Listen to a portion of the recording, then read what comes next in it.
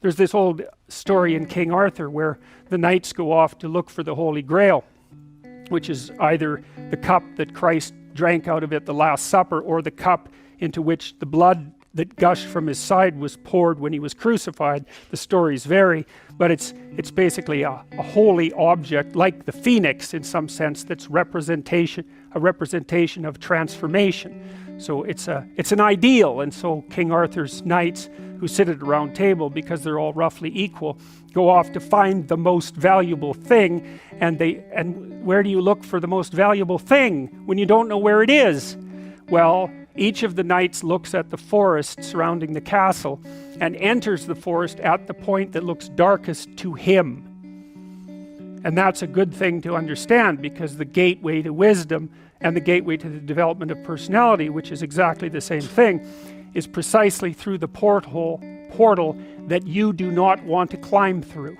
And the reason for that's actually quite technical. This is a Jungian presupposition too, is that, well, there's a bunch of things about you that are underdeveloped, and a lot of those things are because there's things you've avoided looking at because you don't want to look at them, and there's parts of you you've avoided developing because it's hard for you to develop those parts. And so it's by virtual necessity that what you need is where you don't want to look, because that's where you've kept it. And that's why there's, an idiosyncratic element of it for everyone. Your particular place of enlightenment and terror is not going to be the same as yours, except that they're both places of enlightenment and terror. So they're equivalent at one level of analysis and different at another. So anyways, back to fiction and what it does. It distills truth, and it produces characters that are composites. And the more they become composites, the more they approximate a mythological character. And so they become more and more universally true and more approximating religious deities. But the problem with that is they become more and more distant from individual experience. And so with literature, there's this very tight line where you need to make the character more than merely human, but not so much of a god that, one of the things that happened to Superman in the 1980s, Superman started out, he's got a heavenly set of parents, by the way, and an earthly set of parents, and he's an orphan like Harry Potter. Very common theme is that when Superman first emerged, he could only jump over buildings, and maybe he could stop a locomotive, but by the time the 1980s rolled around, like, he could juggle planets and, swallow hydrogen bombs, and, he could do anything. Well, people stopped buying the Superman comics because how interesting is that? It's like something horrible happens and Superman deals with it. And something else horrible happens and Superman deals with it. And it's like, that's dull. He turned into such an archetype. He was basically the omniscient, omnipresent, omnipotent God, and that's no fun. It's like God wins, and then God wins again, and then again God wins, and so then they had to weaken him in different ways with kryptonite, so green kryptonite kind of made him sick, and red kryptonite, I think, kind of mutated him, if I remember correctly. And anyways, they had to introduce flaws into his character so that there could be some damn plot, and that's something to think about. There's a deep existential lesson in that your being is limited and flawed and fragile. You're like the genie, which is genius in the little tiny lamp, this immense potential, but constrained in this tiny little living space, as Robin Williams said when he played the genie in Aladdin. But the fact that you have limitations means that the plot of your life is the overcoming of those limitations, and that if you didn't have limitations, well, there wouldn't be a plot, and maybe there would be no life. And so that's part of the reason why perhaps you have to accept the fact that you're flawed and insufficient, and live with it and consider it a precondition for being. It's at least a reasonable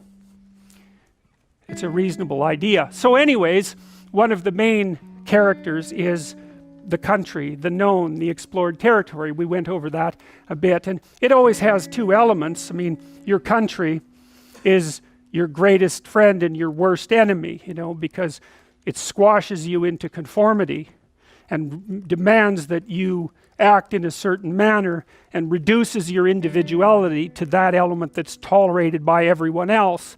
and it constrains your potential in a single direction, and so it's really tyrannical. But at the same time, it provides you with a place to be and all of the benefits that have accrued as a result of the actions of your ancestors and all the other people that you're associated with. So there's the good tyrant or the bad tyrant and the good king, and those are archetypal figures, and that's because they're always true, and they're always true simultaneously, which is partly why I object to the notion of the patriarchy, because it's a it's the what do you call that? It's the apprehension of a mythological trope, which is that of the evil tyrant, without any appreciation for the fact that the archetype actually has two parts, and the other part is the wise king. And you can tell an evil tyrant story about culture, no problem, but it's one-sided, and that's very dangerous,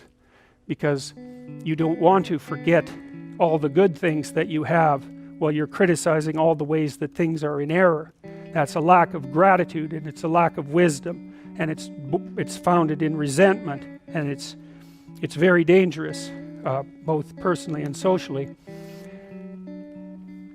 I told you that Captain Hook is a tyrant because he's got this crocodile chasing him, and the crocodile has a clock in its stomach, and that's death.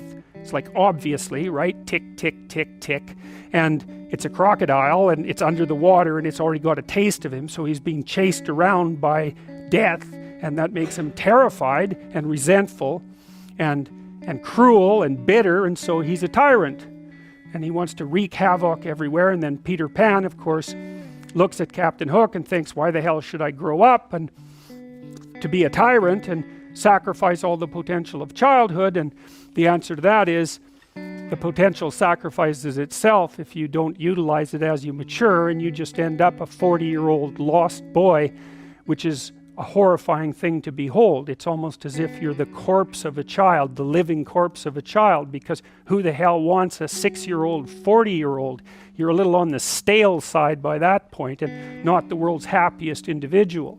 So, your potential is going to disappear because you age anyways, and so you might as well shape that potential in a particular direction and at least become something, no matter how limited, rather than nothing. So, Peter Pan, that's a great story. It's a great mythological story. So let's talk about tyrants. Well, not only are they mythological figures, but they exist, and they tend to be deified. I mean, Stalin was, for all intents and purposes, God the Father in Soviet Russia, although he was pretty much only the worst elements of Old Testament God, who was, constantly smiting people and wiping out populations and doing all sorts of things that seemed to be quite nasty. But nonetheless, people worshipped him in many ways, and he's a representation of just exactly what goes wrong when things really go wrong, when people stop paying attention and when they all lie. Because one of the things that characterized the communist state was that no one ever got to say anything they actually believed, ever. And that was partly because 1 out of 3 people was an informer, which meant if you had a family of 6 people, 2 of them were informing on the government about you, and that included your own children. And if you were an informer, you were often amply rewarded by the state, so that if you lived in an overcrowded apartment building with 3 families in the same flat, and you informed on, the woman down the hall that you didn't like, she got shipped off to the old concentration camp, and you got her apartment. And so that was a lovely society, and it only killed about 30 million people between 1919 and 1959. So that's what happens when the archetypal structure gets tilted badly, when people forget that they have a responsibility to fulfill as citizens, as awake citizens who are capable of stating the truth, and the archetype shifts, so there's nothing left of the great father except the tyrant, and let's not have that happen. I mean, the one on the right is really interesting, because consciously or unconsciously, there's Stalin surrounded by what is, for all intents and purposes, fire. He looks like Maleficent in Sleeping Beauty when she shows up at Aurora's christening. She puts her arms up in the air and green fire surrounds her. It's like